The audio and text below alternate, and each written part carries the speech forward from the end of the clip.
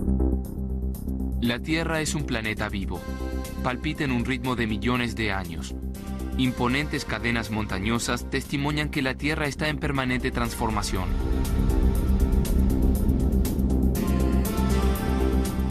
Poderosas erupciones volcánicas son el aliento de nuestro planeta. ¿Qué fuerzas descomunales se ocultan en el interior de la Tierra? Este es un misterio que el meteorólogo y astrónomo Alfred Wegener intentó descifrar.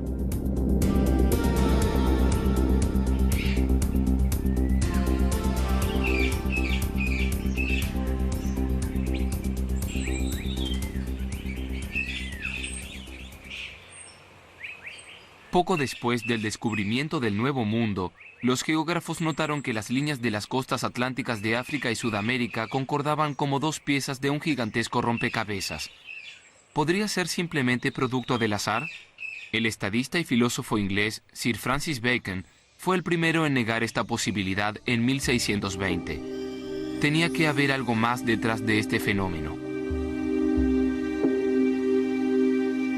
Hasta bien entrado el siglo XVIII, los conceptos acerca de la historia de la Tierra estuvieron dominados por las doctrinas de la Iglesia. En la época de la Ilustración, la ciencia se desprendió de la tutela religiosa, transitando caminos propios.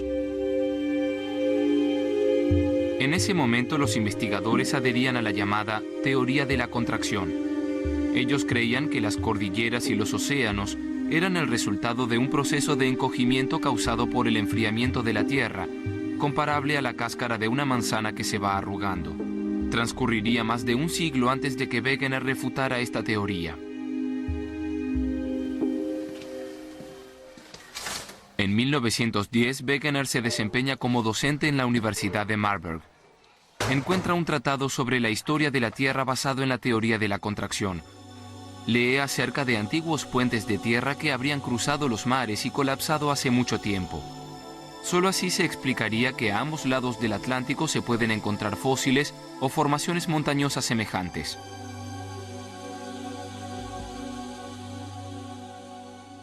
A Wegener, esas teorías le resultan poco convincentes. Él cree en la movilidad de los continentes que con el transcurso del tiempo modifican su ubicación. Alfred Wegener nace el 1 de noviembre de 1880 como el menor de los hijos de un sacerdote berlinés. Comienza su carrera científica como astrónomo, pero muy pronto llega a la conclusión de que en ese campo no le esperan grandes desafíos. Entonces cambia la astronomía por la meteorología.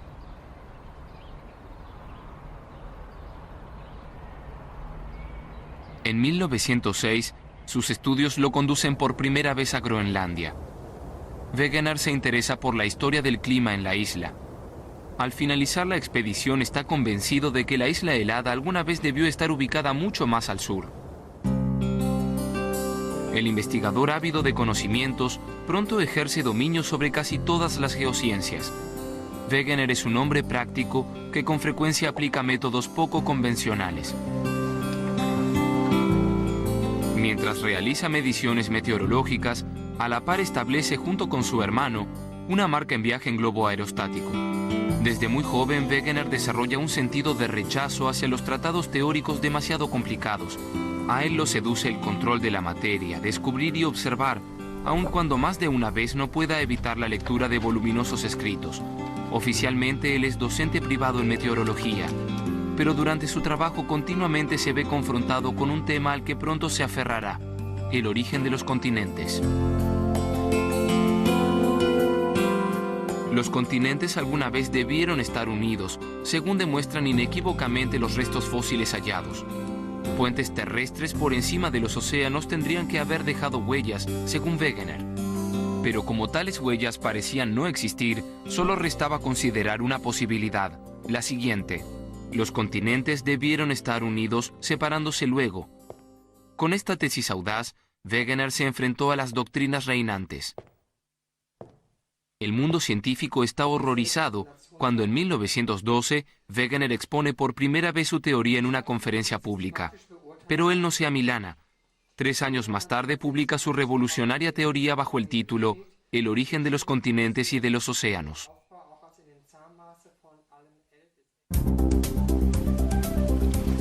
Según su teoría, en los continentes opera un fenómeno semejante al de los témpanos. Se deslizan sobre el fondo de los océanos y, al igual que los témpanos, pueden romperse y derivar en direcciones opuestas.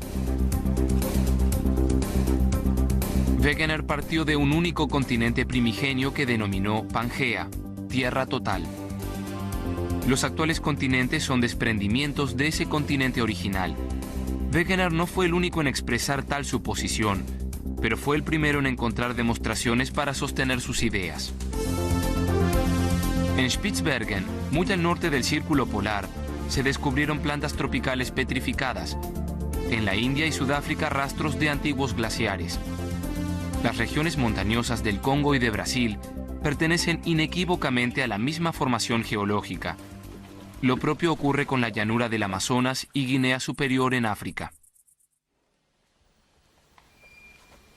Esos hechos solo adquirían sentido si los continentes estuvieron alguna vez unidos, separándose desde entonces.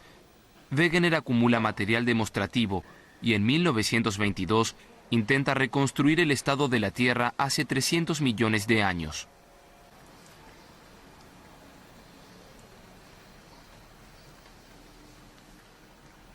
Con su teoría, él también cree poder explicar el origen de las montañas.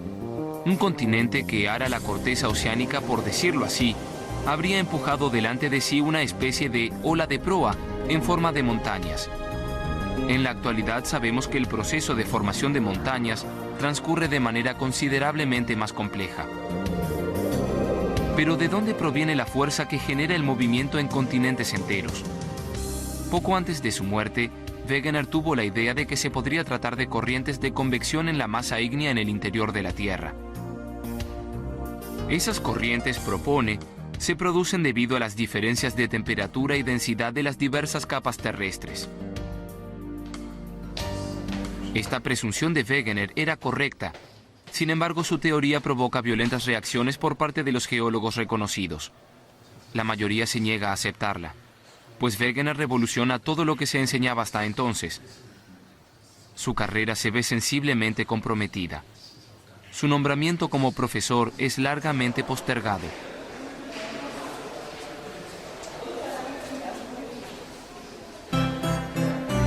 En 1924 se le asigna la cátedra de Meteorología y Geofísica en la Universidad de Graz. Aquí nadie le impide seguir perfeccionando su teoría de la deriva de continentes. Pero tan solo 6 años más tarde, Alfred Wegener pierde la vida durante su tercera expedición a Groenlandia.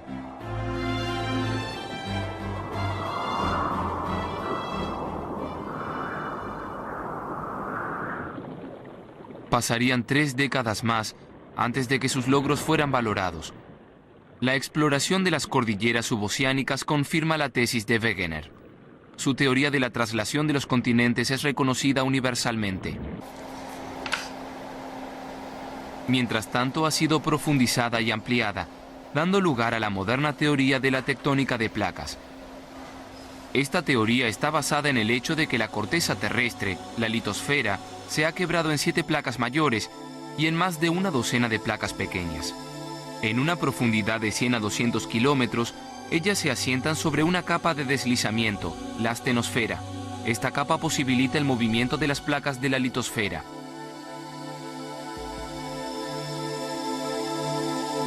Las placas de la litosfera de ninguna manera son idénticas a los continentes.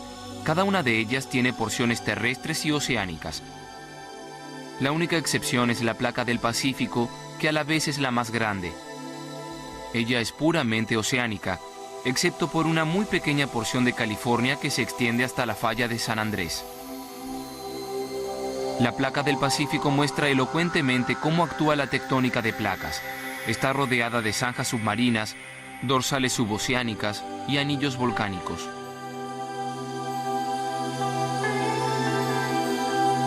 Durante los procesos de traslación puede ocurrir que las placas de la litosfera colisionen entre sí. Se produce una especie de enorme zona de compresión. Como los continentes se componen de minerales relativamente livianos, muchas veces se forman plegamientos montañosos como los Alpes. También puede suceder que partes de una placa se deslicen por debajo de otra. En ese caso se habla de subducción. En ella la temperatura juega un papel importante. Las formaciones rocosas se van enfriando con el correr del tiempo, haciéndose más pesadas. Las formaciones más viejas se vuelven a hundir en el manto terrestre por su propio peso. Son subducidas. Al hacerlo se deslizan debajo de las formaciones más jóvenes y por ende más calientes. Allí donde dos placas se deslizan una a lo largo de la otra se forman zonas de quiebre, como la falla de San Andrés en California. Allí siempre se vuelven a encastrar las placas Pacífica y de América del Norte. Cuando se vuelven a desprender abruptamente se produce un terremoto.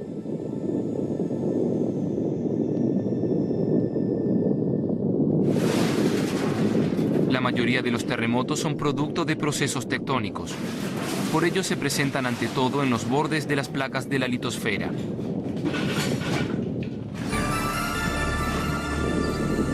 En ellos muchas veces también se encuentran volcanes. Son las válvulas de escape del interior terrestre, a través de las cuales el magma en fusión ígnea busca su camino hacia la superficie. Las erupciones liberan minerales y gases, es decir, que también son proveedoras de importantes materias primas.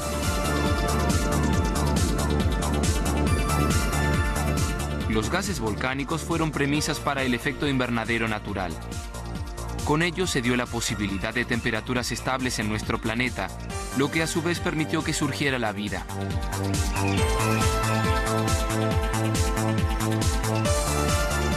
La vida depende de los poderosos empujes de las placas litosféricas. Sin ellos, la Tierra sería un desierto hostil a la vida, semejante a Marte, donde los procesos tectónicos se vieron interrumpidos en tiempos remotísimos.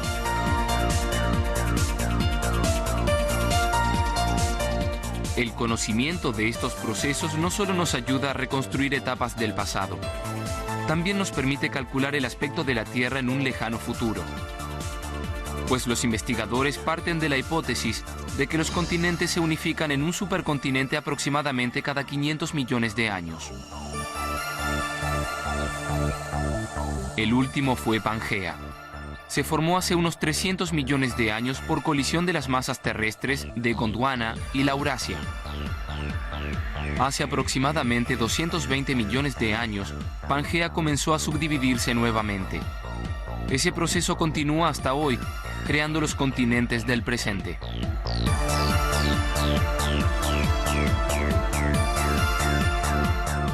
Esto se produce con una lentitud inimaginable.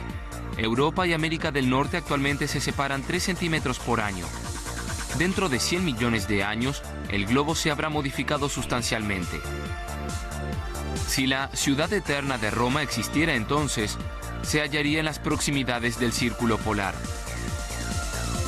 El Mediterráneo habrá desaparecido. Y deberán transcurrir otros 150 millones de años para que se forme el próximo supercontinente.